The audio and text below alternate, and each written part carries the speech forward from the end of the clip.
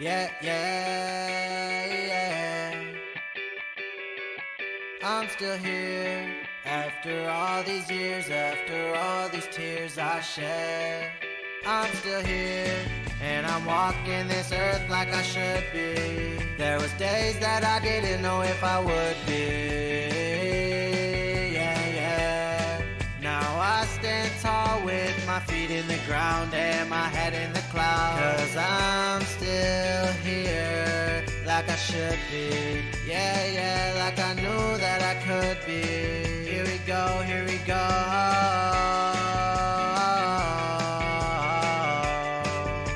I'm still here.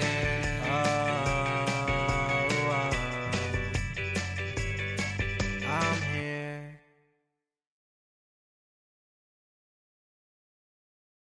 Welcome back. Welcome back. We Love should it. show the behind the scenes of us being so dumb with technology prior to this. It's a struggle. How was your day? Oh, I Tell us more. Seeing how this is the topic of today. I went to get my Foslodex today, and I'm currently getting it every 6 weeks. About that. 4 to 6. So my order says 4 to 6 weeks. So we have some flexibility, which is great. And my doctor and I are both on the same page with that. So your oncologist is not at the hospital that you get your Foslodex. Correct. Right. That matters here a little bit. Yeah, and she's not close. I mean, she's 2 hours, 2.5 hours away. So it's not like I'm saving, 15 minutes or whatever by going to the smaller hospital. I'm saving a day, right, by doing this. Yeah. But it is so frustrating. I've been at this specific hospital for like 26 years now. I mean, I started there when they didn't even have a cancer unit. And both of my favorite nurses have retired. So it took a long time. The last one just retired in the spring. And I can't handle it anymore. You kind of reached your breaking point. It sounded like today. Yeah, there's been changes. Things have been kind of building up, but I know that my last nurse kind of was just like, no, we're not doing that. Like this works for us, the system that we've had. We've always had this really great system, specifically with the Foslodex, right? Where I would call. I always have a day that I'm getting it. And if I'm not coming on that day specifically, I'll call and tell them. But otherwise, I just on that day will call and say, hey, I'm on my way. Will you get it ready? And they used to say, sure. And then getting it ready means placing the order and warming it up. Yeah, getting it to the pharmacy, and then they would bring it out and they would warm it up because it's in a really thick like liquid, right? Yeah. And so I would literally get there. Now I have to check in. I never even used to have to check in, but I go through this check-in process, and then I would be back and I would get my shot and I'd be out. I could be out in 5 or 10 minutes. Like 10 minutes was long. Usually it was much shorter than that even. But now we just keep adding layers and making it more and more rigid. And it's so infuriating to me. Just because I'm living with metastatic cancer doesn't mean that I don't have stuff going on in my life. Like, I don't want to spend any more time there than I have to. And I don't want to have to jump through hoops for them when I feel like this should be sort of about me. So for those of you, the hospital we're talking about, we don't want to name it, but Mount Pleasant Hospital, their cancer center in Mount Pleasant, Michigan. It's a really small town hospital. So Heather got the benefits of small town hospital treatment. and that was almost solely because of the people, the nurses there. Yeah. They made it easier. They basically, for those of you who go to large hospitals for infusion, you're jumping through all the hoops It's every a time. system. We get it. It's a Like system. Yeah. you get in, you check in, you sit down, you wait, Yeah. all that. So this hospital is trying to get a system, or they've been incorporating a system versus just the, hey, let's get it done. Yeah. The let's get it done was awesome for a patient. And yes, maybe some boxes didn't get ticked for the hospital itself. And now they want all of that done, which the end result is a worse experience for the patient. And I think some computer or some administrator somewhere is happy with that. That's the reality of it. Yeah, I honestly think also even like the nurses that are there are happier with it being, this is the way it goes. We are going to be more robotic about it, people. Right.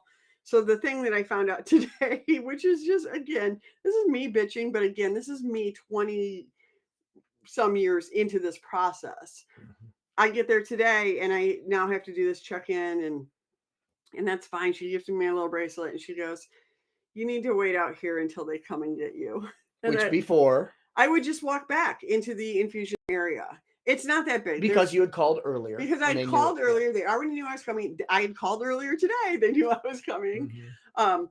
But it was one of those things that I could just walk back there and it didn't, in and out. Oh, hang on.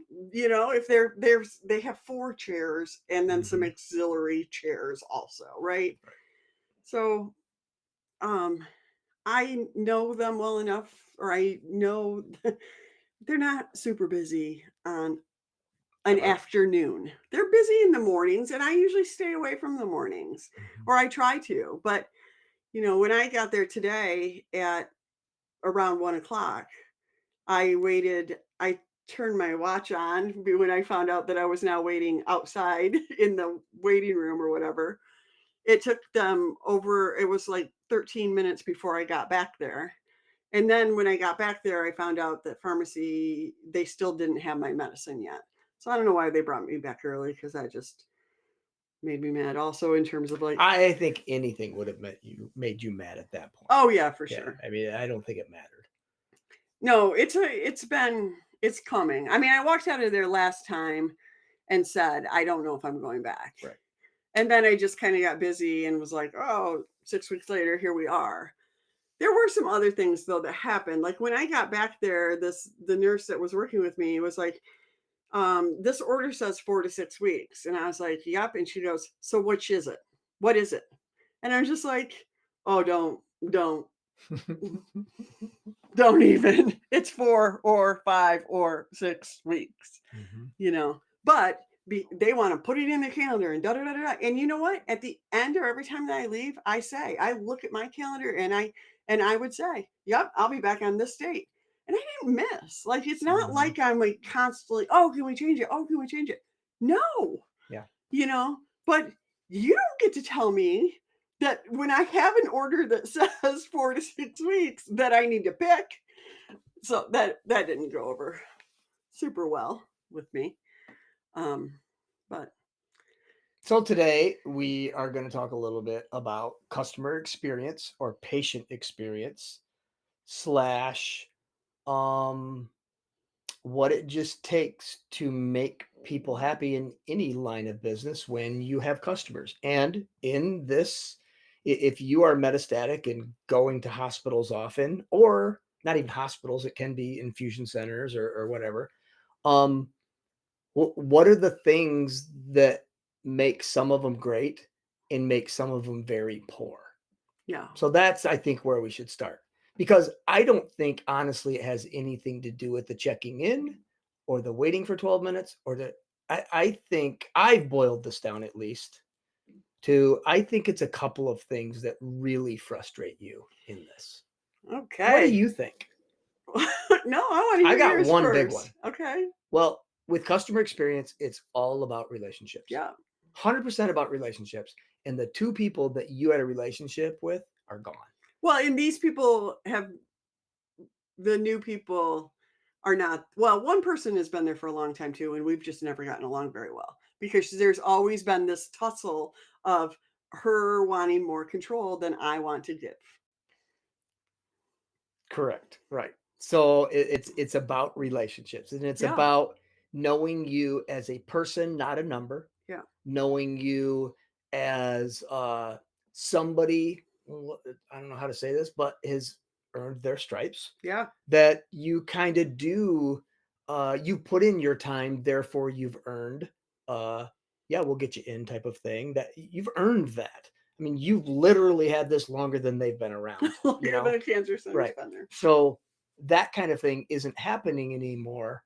Mhm. And but it what still I still go back to a great patient experience, whether you have one or not, is treating somebody as if they're a person, not a number.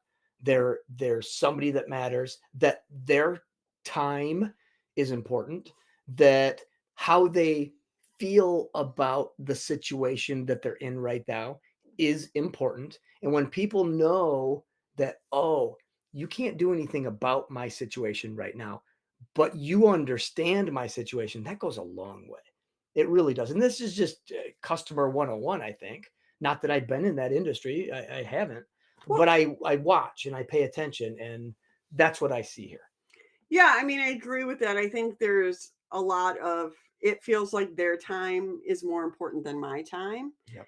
And I literally was leaving patient care to Yeah. go do Right. that. I Right. understand patient care. I understand relationships. And this is what you do so well. And this is what I am very good at. I mean, exactly. you know somebody for 15, or you have a patient for 15 minutes and you've already asked them 20 questions about their life, and Yeah. you're having a conversation while you're doing Well, therapy. and I'm immediately gauging, is this good? Is this not a good time? Oh, I can see you're busy right now. Mhm. I'll be back in a little bit. Or, hey, can we check in a time? Or, hey, can we plan a time? Or what works for you?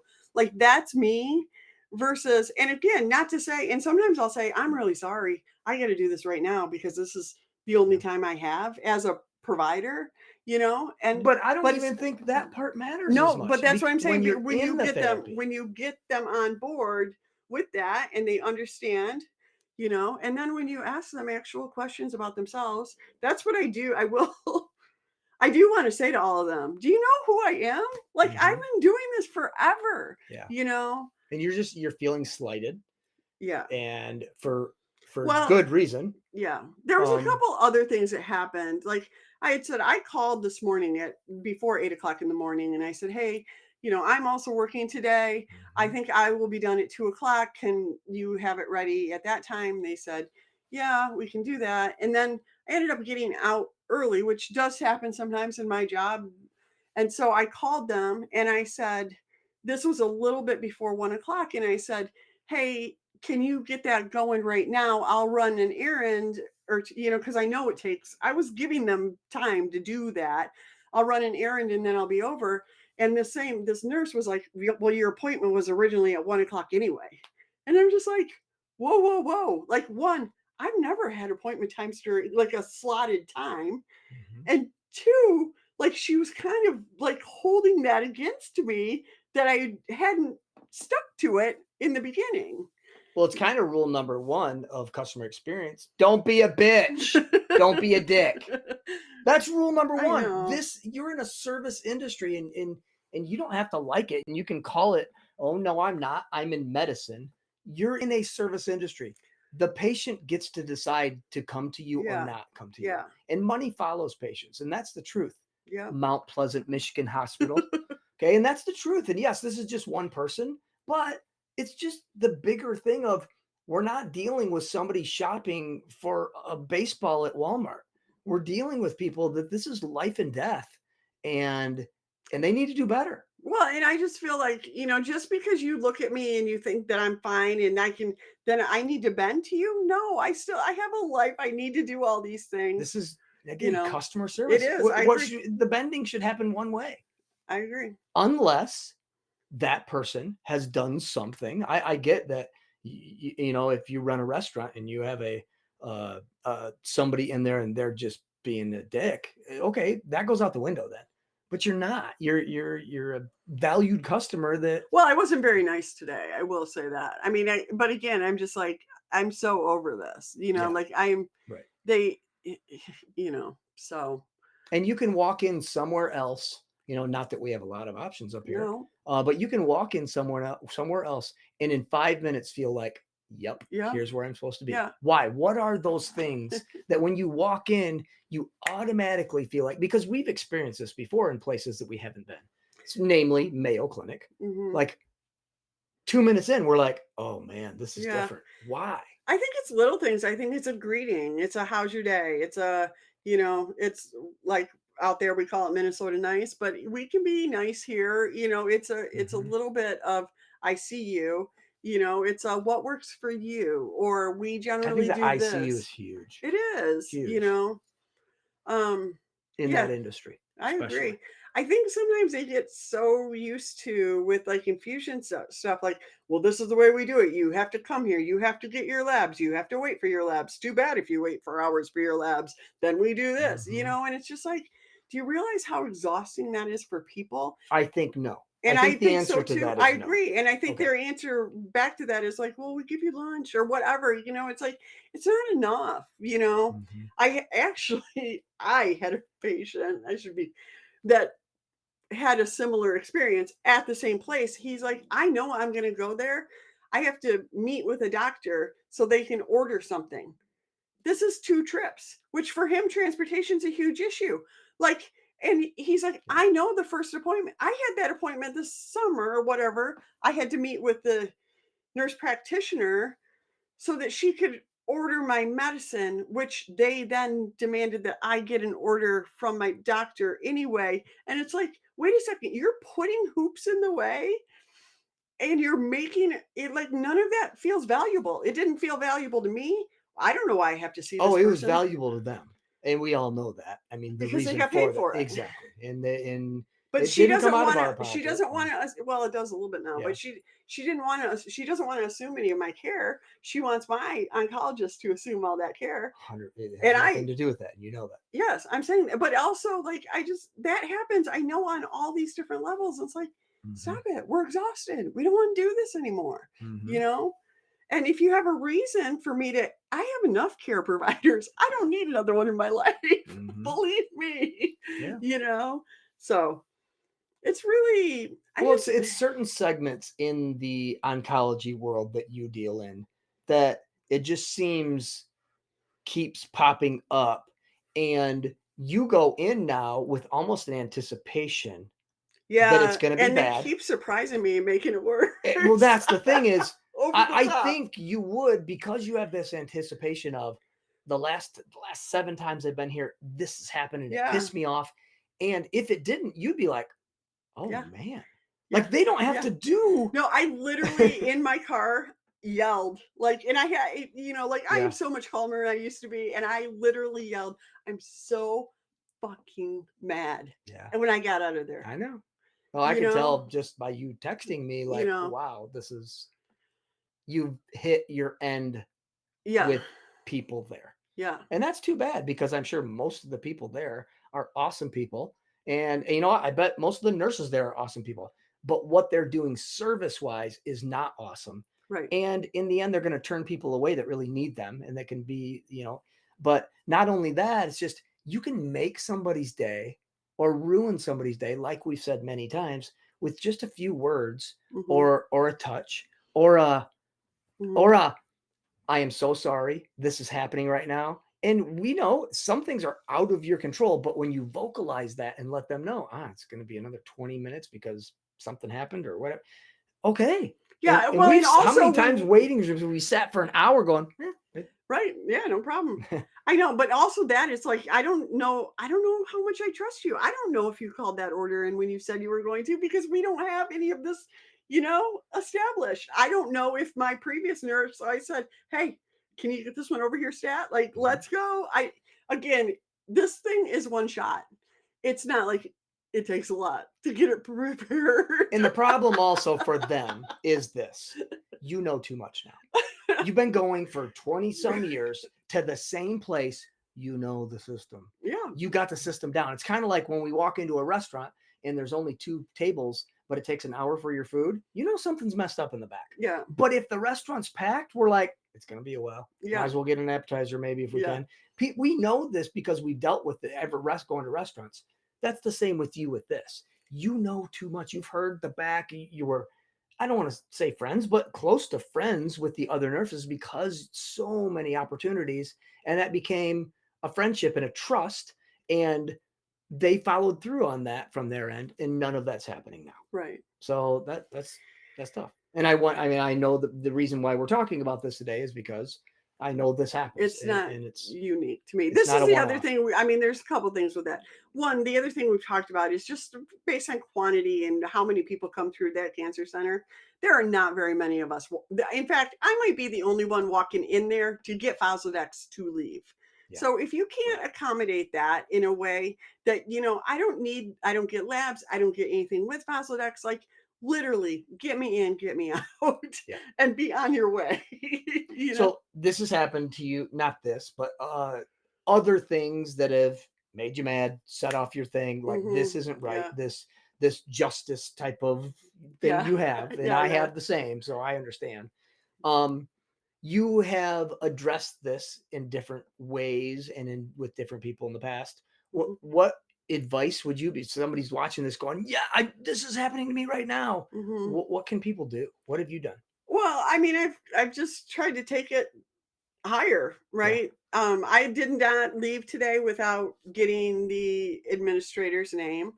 And I would have spoken to her right there. She wasn't there today. It's probably a good thing. Which is probably a good thing. I agree. I made notes. I have a note with times and everything else in my phone today. And I will talk to the administrator hopefully tomorrow. Of course I would email as well. It depends on how accessible somebody is. I think it's important for people to understand how patients are feeling, because I think sometimes they forget. And also, who has their ear? Their staff.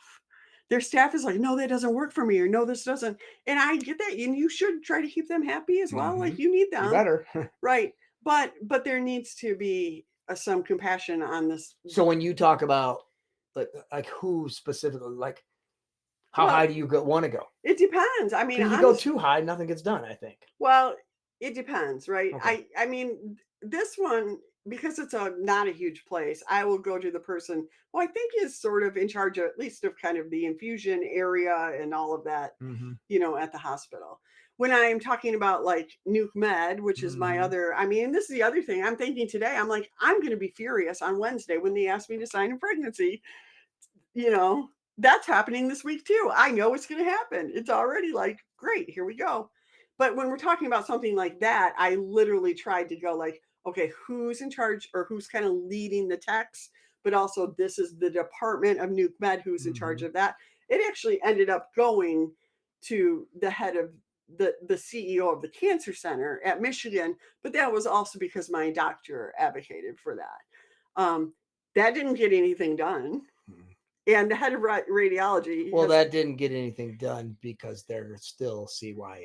They're covering their ass. Well, and there's also been a lot of turnover, but yeah, yes. Yeah, that signature is a CYA signature. Absolutely. And and you know that. I've acknowledged that 100 times and said, I'm happy to, I'll sign away my liability, but I'd like to I've already done it. Can I just do it once? Yep. Once and done, it seems like we have smart people in this world to figure that out. But so I think it depends on, and also the other thing though, I will say with that is you have to decide if it's worth the energy to do it, because some things aren't anymore. And that's one thing that for me, I used to always be like, I'm going to fight this. I'm going to fight this. I'm going to fight this. And there's some things that I'm just like, no. Yeah. Cause like, what's a resolution for you on the phone tomorrow? Some acknowledgement that things are happening in a different way, I guess. I would, and if they're unwilling to make some concessions for me, then I'm not going back. Yeah. Honestly, I was thinking about it today. I was like, once every 6 weeks in Ann Arbor to see. Yeah. I'm like, I'll do it. Our daughter's there now. Our daughter's there now. Like, I'm like literally, I am the person who will do that. And this is knowing that everything you went through today is going to be longer there because there's just way more patients. I'll go in way and more. sit in Ann Arbor. I get it. I will. But the people part, the care, giving a shit about you, that part, that's going to happen there. Yeah. You know that. Yeah. It just feels, how do I say this? It feels like it's more about them than it is about the patients. And I'm not saying just me. There's been a lot of times that I've looked around and went, what do you mean they have to be here for that? And then, like, it just sometimes feels like in small towns, patients don't ask questions. They are don't fight back a little bit. You know what I mean? Don't say, wait a second, do I have to do it like this? I get it. Sometimes my belief on this is as we get older, and as no matter what's going on in your life, but especially with me in my work life, you in your work life, you in your cancer patient life, the things that we've done so many times, we're just sick of injustice in those. Well, I think but you have to have done it for a long time. When I was new teacher, I looked at the old teachers and just rolled my eyes when they were like, oh, they're bitching about this again. And I would just go, what are they doing? I get that this is probably wrong. Old and crotchety, and then you're like, oh my gosh, because they've been through it so many times, they're just done. And so you've experienced good and bad. And when you see bad and you know that it can be good, it frustrates you. And that's the injustice part is I can't shut my mouth anymore. Well, and that's I don't have that for ability. me. It's also just like, man, there's some little things that make a huge difference, and why wouldn't you do them? Yes. And so that's what I'll be curious about. A conversation being, are you open to? Yes, I would like this to be better. This person that I will be talking to definitely knows who I am. Oh, so, okay. Like, are you open to that? Exactly. Or do you just go, well, this is the way we have to do things? This is a hospital that is, it's got 17 different health associations tied to their name, and it's easy to pass the buck and go, well, that's a so-and-so rule, and that's a so-and-so rule, and whatever. But are they going to acknowledge this is a people problem? I don't know. Not a system problem. Because I think you're willing to go along with the system if the people were I don't know, good people. I'm just going to say that. Well, just like, it is. It's true. You'd wait in there for a half an hour, no problem. If you were having a conversation and doing it, and knowing that, oh, there's a reason why I'm waiting. And also, if that was truly the expectation, it has not been the case for so many years. I literally have been able to go in, get it done. The communication has always been there, even with volunteers. Like, there's, how like candid hospitals, like these older women that volunteer on Mondays, like the Monday woman who I didn't see today, and makes me wonder, is she like, I'm out too? But like, was also like, oh yeah, just a minute, like that matters. It does. You get noticed as a person, and just it's big. So. I'm guessing they've experienced some of this too. I can't believe it's a one-off here. No, I think Pleasant, Michigan, the hospital, cancer center there. Carmanos Cancer Center. Carmanos Cancer Center. Do better. I think it's just another thing that it's worth talking about, because what I look at more and more is what takes my energy, what changes my mood, and these are things that as patients, it's more to take on than it should have to be sometimes, right? 100%. And even trying to express yourself about them, oftentimes it gets blown off, or people are like, well, it's just the way it is, or whatever. I always feel like if I have the energy available to fight for something and make it better for other people, then that's what I want to do, And if it helps me too, great. If not, I'm out. And so, that's the way it is. So we'll be back next week. We might, hopefully everything will go great with my but thank you for listening. Yeah. Seriously. Yeah. So, I did hear from a few of you that you are interested in the There's No Cancer in This book club. I feel like it's book/club. Okay. And I definitely would like to get that going. I think it could be really fun. And I'll get some people screening books. I have some friends and friends of friends that already are huge readers. So I just need to put people on, potential books that really don't have any cancer popping up. When's it starting? I'd like to start. This is how you give her a deadline. We could launch in October and start reading in November. There we go. So look forward to that. Yeah. All right. Have a good week, you guys. That's it. Thanks so much for watching and being a part of our community. It means the world to us. Our goal is always to help as many people as possible live well with cancer. You can help us by subscribing and sharing episodes when you hear of others that could benefit from it. We really appreciate your time spent with us and your commitment to offering hope and inspiration to others.